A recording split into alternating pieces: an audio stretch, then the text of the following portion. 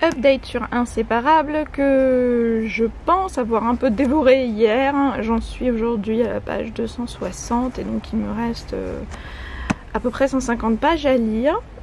De toute façon, j'ai pas le choix puisque je pars demain et que je ne vais pas emmener un bouquin pour juste ça. Donc il faut absolument que je le termine aujourd'hui. Je pense que ce sera fait. Jusqu'à présent, j'aime beaucoup parce que le format donc en vers libre est très fluide. Et c'est en même temps très touchant sur cette histoire justement de sœurs siamoises qui finalement nous font vivre leur quotidien et nous apprennent que c'est pas si terrible que ça d'être siamois. Voilà. En mode ta valise tu feras et tes livres tu empaquetteras. Bon, on va pas se mentir, l'avantage d'avoir une liseuse, c'est qu'on n'est pas obligé de prendre plein de bouquins. Bon, eh bien j'ai terminé. Et c'est incroyablement émouvant. Je sais pas quoi dire. Voilà. C'est magnifique. Je pensais pas que ça m'émeuvrait à ce point. Waouh. Bon bah clairement, si tout le monde n'arrête pas de parler de ce livre, c'est clairement qu'il y a une raison.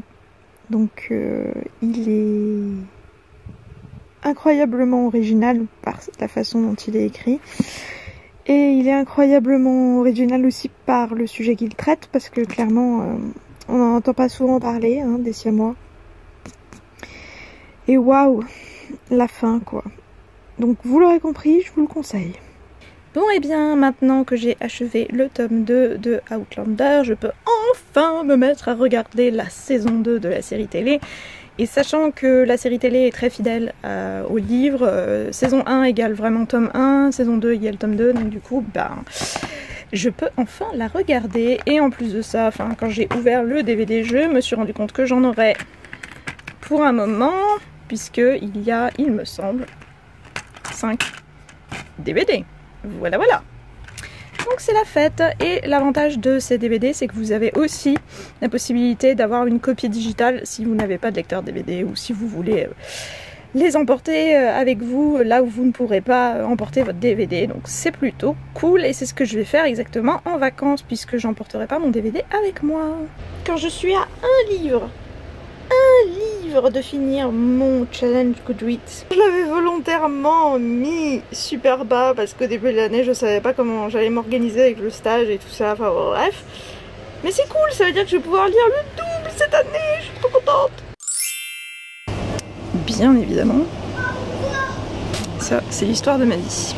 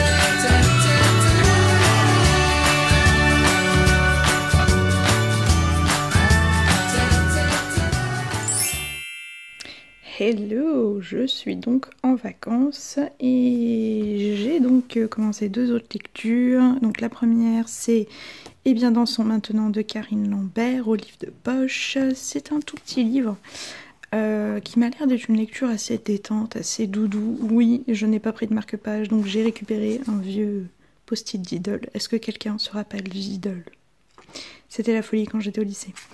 Voilà, en fait c'est l'histoire de 2 vieux qui sont veufs et veuves chacun et qui vont se rencontrer et éventuellement découvrir une grande histoire d'amour. Donc voilà, j'ai déjà lu pour ça un peu plus de 50 pages, je crois que j'en étais à page 59. Ouais, voilà.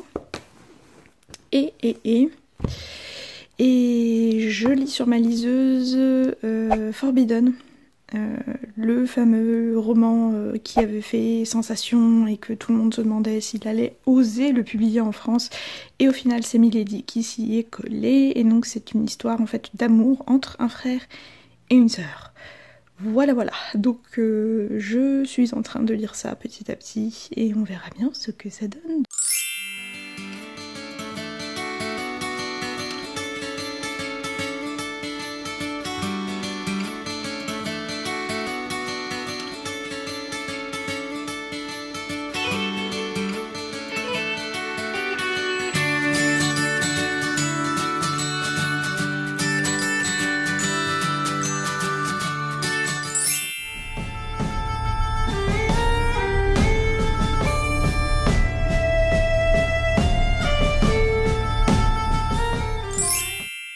Alors, petit point sur Forbidden de Tabitha Suzuma qui va donc sortir enfin, j'ai envie de dire, après tout le foin qu'on en a fait, aux éditions Milady à la rentrée, au mois de septembre il me semble. Donc j'en suis au chapitre 23, je crois que ça doit faire à peu près 70% il me semble, et comment dire que ça tourne en rond. Donc vous pouvez voir qu'un chapitre sur deux en fait est alterné entre les deux principaux protagoniste de l'histoire. Est-ce que ça veut bien faire le focus? Oui, non, peut-être. Bon, bref. Croyez-moi sur parole. Voilà. Et donc, j'avais dit 23. Et donc ça tourne en boucle. C'est très bizarre comme histoire. C'est une espèce de relation très... Comment dire?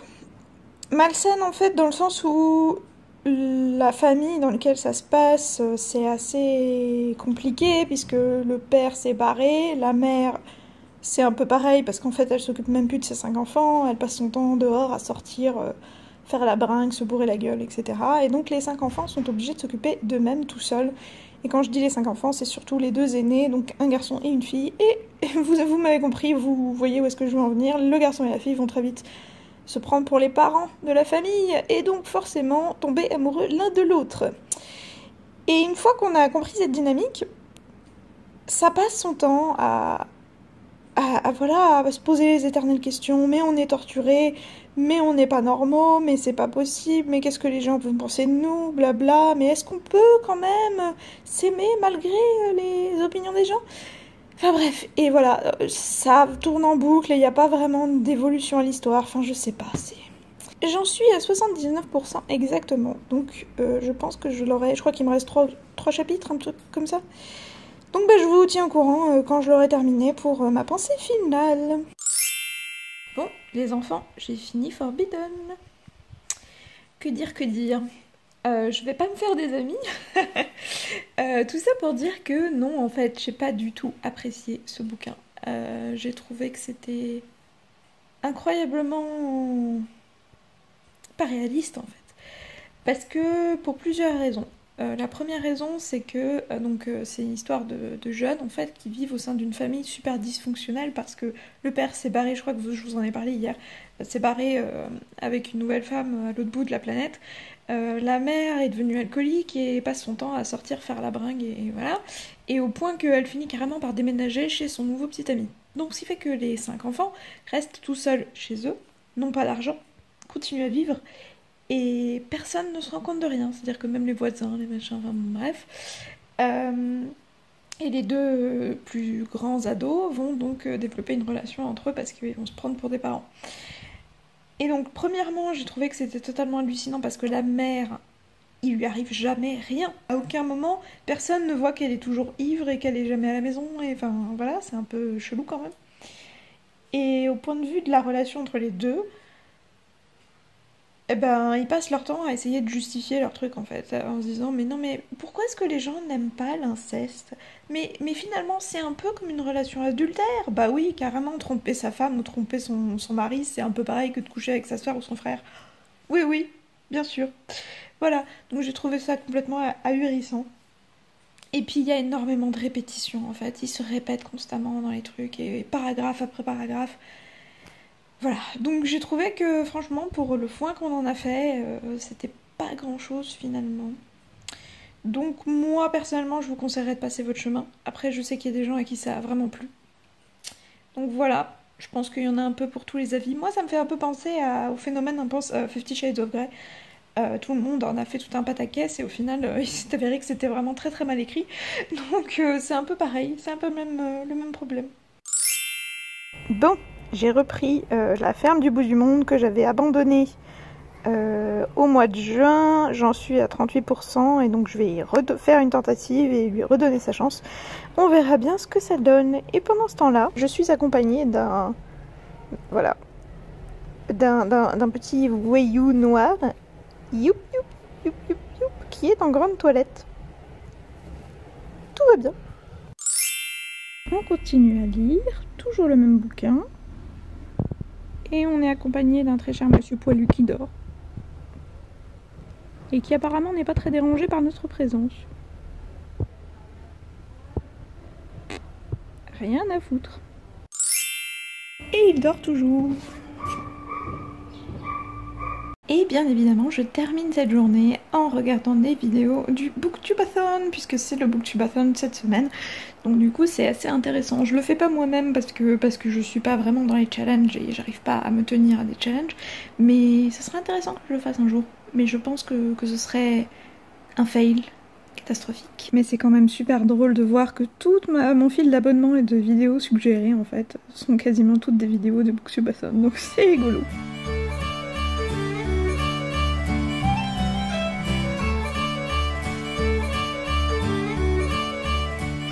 Oh là là, c'est génial. Quand Jamie dit qu'il a rencontré Voltaire, j'adore mes deux passions qui se rencontrent. Non mais là j'ai explosé de rire en fait. Il dit que Voltaire est un petit bonhomme tout ratatiné qui est persécuté par ses intestins. Et c'est exactement la façon dont il est dépeint dans ma saga chouchou, à savoir Voltaire mène l'enquête de Frédéric Lenormand. Donc clairement, quand mes deux livres préférés se rencontrent, enfin mes deux sagas préférées se rencontrent, j'adore, j'adore, j'adore.